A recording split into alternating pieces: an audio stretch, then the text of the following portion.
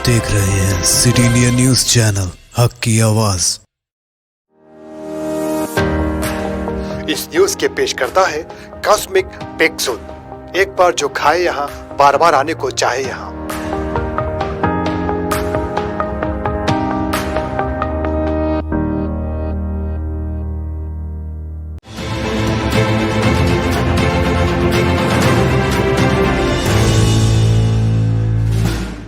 السلام علیکم ناظرین، سٹی انڈیا نیوز میں آپ کا میزبان محمد تقی حسین آپ کا استقبال کرتا ہوں۔ ناظرین، دیش اور دنیا کی خبروں پر ڈالتے ہیں تیزی کے ساتھ ایک نظر۔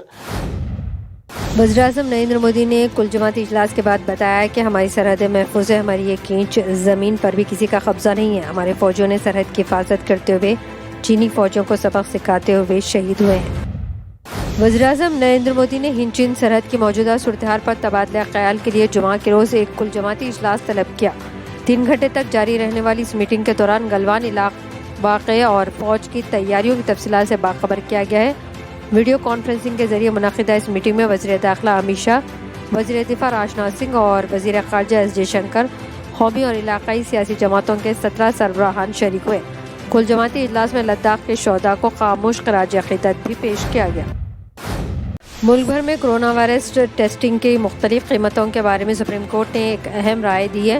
جمعہ کے روز سپریم کورٹ نے کہا کہ کرونا ٹیسٹ کی قیمت پورے ملک میں ایک ہی ہونی چاہیے۔ کہیں یہ ٹیسٹ 2200 اور کہیں 4500 روپے ہے، ایسا نہیں ہونا چاہیے۔ جسٹس اشوک بھوشن جو اس کیس کی سماعت کرنے والی بینچ میں شامل ہیں، سماعت کے دوران بھوشن نے کہا کہ کرونا ٹیسٹنگ کے لیے مناسب شرائط طے کی جانی چاہیے اور اس سلسلے میں ملک بھر میں ایک ہی ٹیسٹنگ کی یکساں قیمت ہونی چاہیے۔ دہلی کے چیف منسٹر اروند کیجریوال نے دہلی حکومت کے براڑی میں تعمیر کیے جا رہے 700 بستروں پر مشتمل اسپتال کا دورہ کیا ہے۔ دہلی حکومت اس عمارت میں 450 بستروں پر مشتمل ایک کورونا اسپتال شروع کرنے جا رہی ہے۔ دہلی کے وزیر اعلیٰ اروند کیجریوال اور نائب وزیر اعلیٰ منیش سسودیا نے وہاں انتظامات کا جائزہ لینے کے لیے اسپتال کا دورہ کیا۔ گلوان واقعے پر مرکزی حکومت کی جانب سے بلائی گئی کل جماعتی اجلاس میں کانگریس صدر سونیا گاندھی نے کہا کہ اس اجلاس کو حکومت نے دیر سے طلب کیا ہے۔ سرحد پر موجود صورتحال پر حکومت بہت سارے اہم امور کے بارے میں معلومات فراہم نہیں کر رہی ہے اور حکومت کو چاہیے کہ وہ قوم اور سیاسی پارٹیوں کو پہلے کی صورتحال کو بحال کرنے کی یقین دہانی کرائے۔ وزیر اعظم نریندر مودی کی زیر صدارت کل جماعتی اجلاس میں مجلس اتحاد المسلمین AIMIM کو شرکت کی دعوت نہ دینے پر بیرسٹر اسد الدین اویسی نے ایک مکتوب روانہ کر ناراضگی کا اظہار کیا اور کہا کہ سرحد پر جھڑپ اور تناؤ کے سلسلے میں کل جماعتی اجلاس کے لیے ان کی پارٹی کو طلب نہ کرنا مایوس کن ہے۔ بیرسٹر اویسی نے کہا کہ یہ بدقسمتی ہے کہ اجلاس کے لیے مجلس کو نہیں بلایا گیا کیونکہ ہند چین سرحد پر تناؤ کی صورتحال میں ایسے وقت قومی اتفاق رائے اور اجتماعی رد عمل کی ضرورت ہوتی ہے۔ اگرچہ ان کی پارٹی ایک چھوٹی سی سیاسی جماعت ہے، لیکن انہیں اس پارٹی کے صدر کی حیثیت سے ہندوستانی سرزمین پر چینی قبضے کی بات کرنے والے پہلے چند ممبران پارلیمنٹ میں شامل کیا جانا چاہیے تھا۔ اویسی نے کہا کہ غیر ملکی فوج کا ہندوستانی علاقے کو عبور کر جانا ایک قومی چیلنج ہے اور اس پر تبھی قابو پایا جا سکتا ہے جب مرکز کی حکومت کی جانب سے تمام سیاسی جماعتوں کو اعتبار میں لیا جائے۔ ملک کی مختلف ریاستوں میں راجیہ سبھا انتخابات کے نتائج سامنے آ چکے ہیں۔ مدھیہ پردیش میں بی جے پی کو 2 سیٹوں پر جیت ملی جبکہ 1 سیٹ پر کانگریس کو جیت ملی ہے۔ راجستھان راجیہ سبھا انتخابات میں کانگریس نے 2 سیٹیں جیتی ہیں جبکہ بی جے پی کو صرف 1 سیٹ پر کامیابی ملی ہے۔ بی جے پی کی طرف سے جیوترادتیہ سندھیا اور سمر سنگھ سولنکی نے جیت حاصل کی ہے جبکہ کانگریس کے دگ وجے سنگھ کو کامیابی ملی ہے۔ کانگریس کے دوسرے امیدوار کو شکست ہوئی۔ وہیں راجستھان میں کانگریس کے کے سی وینو گوپال اور نیرج ڈالنگی الیکشن جیت گئے ہیں، وہیں بی جے پی کے راجندر گہلوت نے جیت درج کی ہے۔ ہندوستان میں کرونا وائرس کے بڑھتے ہوئے کیسز کے باعث تشویش تو ہے لیکن جمعہ کے روز 13,500 سے زیادہ افراد متاثرین کی صرف ایک ہی دن میں بڑھتی ہوئی تعداد نے ہر خاص عوام کو فکر مند کر دیا ہے۔ اس طرح ہندوستان میں مجموعی طور پر کرونا متاثرین کی تعداد 3,80,532 ہو گئی ہے۔ مرکزی وزارت صحت و خاندانی امور کے جانب سے جاری کیے گئے ڈاٹا کے مطابق گزشتہ 8 دن سے ہر روز 10,000 کیسز سامنے آ رہے تھے لیکن 13,000 سے تجاوز کر جانا باعث تشویش۔ 7 جون سے ملک میں پیٹرول اور ڈیزل کی قیمتوں میں مسلسل اضافہ ہو رہا ہے۔ ان 14 دنوں میں پیٹرول 7.62 روپے یعنی 10.63% اور ڈیزل 8.88 روپے یعنی 11.93% مہنگا ہو چکا ہے۔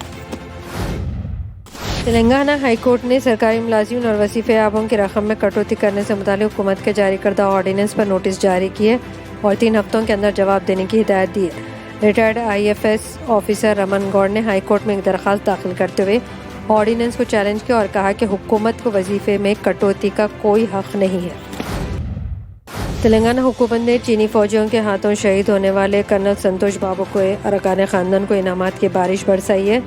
چیف منسٹر کے چندر شیکھر راؤ نے شہید کرنل سنتوش بابو کے گھر والوں کو 5 کروڑ روپے کا ایکس گریشیا مکان کے لیے زمین اور ان کی بیوی کو گروپ اے کی ملازمت کا اعلان کیا۔ اس طرح کرنل سنتوش بابو کے ساتھ سرحد پر شہید ہونے والے دیگر 19 جوانوں کے گھر والوں کو بھی فی کس 10 لاکھ کا معاوضہ دینے کا اعلان کیا ہے۔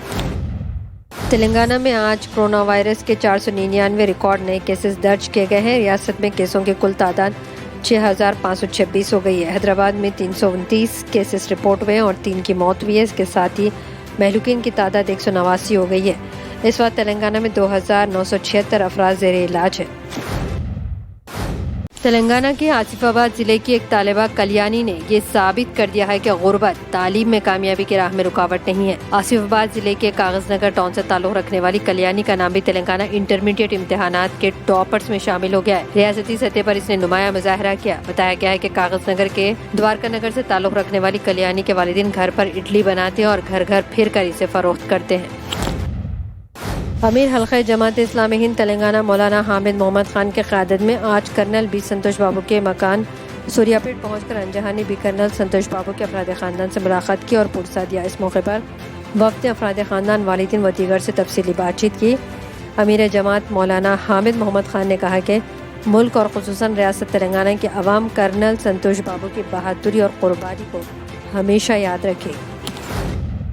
الول کی ایک جیولری شاپ کے ملازم نے راجستھانی سارقوں کے ساتھ مل کر دکان میں چوری کروائی، لیکن دوسرے ہی دن پولیس نے اسے گرفتار کر لیا۔ پولیس رچا کنڈا نے کامیاب کارروائی کرتے ہوئے انہیں گرفتار کیا ہے۔ کمشنر رچا کنڈا نے تمام تفصیلات بتائی۔ تلنگانہ بی جے پی کے رکن اسمبلی راجا سنگھ کا گن مین بلرام یادو کورونا وائرس سے متاثر ہو گیا ہے۔ بلرام میں کورونا وائرس کی علامات پائے جانے پر اس کے ٹیسٹ کی تصدیق ہو گئی ہے، جس کے بعد اسے گاندھی اسپتال پہنچا دیا گیا۔ اب رکن اسمبلی راجا سنگھ نے بھی کورونا ٹیسٹ کروائے ہیں، تاہم رپورٹ کا انتظار ہے۔ پاکستان کی ملالہ یوسفزئی نے آکسفورڈ یونیورسٹی سے گریجویشن مکمل کر لیا ہے۔ دنیا بھر میں ان کی کامیابی کو دوسروں سے زیادہ سراہا جا رہا ہے، کیونکہ تعلیم حاصل کرنے کے حق کے لیے آواز اٹھانے پر 8 سال پہلے طالبان نے ان پر قاتلانہ حملہ کیا تھا۔ 22 سالہ ملالہ کی ڈگری مضامین میں فلسفہ، علم سیاسیات اور معاشیات شامل ہیں۔ وفاقی دارالحکومت واشنگٹن ڈی سی میں پیر سے کورونا وائرس کی طویل بندشوں کے بعد کاروبار کو کھولنے کے دوسرے مرحلے میں داخل ہوگا۔ یہ فیصلہ کورونا وائرس کے پھیلاؤ میں مسلسل 2 ہفتے کی کمی کے بعد کیا گیا ہے۔ جمعہ کو اس بات کا اعلان کرتے ہوئے شہر کے میئر میریل باؤس نے کہا کہ شہریوں کو آج اس سلسلے میں سماجی فاصلہ رکھنے کی جیسی صحت عامہ کی احتیاطی تدابیر پر بھی عمل کرنا ہوگا۔ چینی حکومت کا کہنا ہے کہ اس وقت ان کی تحویل میں کوئی انڈین نہیں ہے۔ اس کے ساتھ ہی چین نے یہ بھی کہا ہے کہ پوری گلوان وادی اس کے دائرے۔ چینی وزارت خارجہ کی یومیہ پریس بریفنگ میں ایک سوال کے جواب میں ترجمان زولی جیان نے کہا کہ جہاں تک میرا علم ہے اس وقت چین کی تحویل میں کوئی انڈین فوجی موجود نہیں۔ یہ تھے ہمارے خبریں رفتار سے، اسی طرح آگے بھی آپ سے روبرو ہوتے رہیں گے۔ دیکھتے رہیے آپ کا اپنا پسندیدہ چینل سٹی انڈیا نیوز، حق کی آواز۔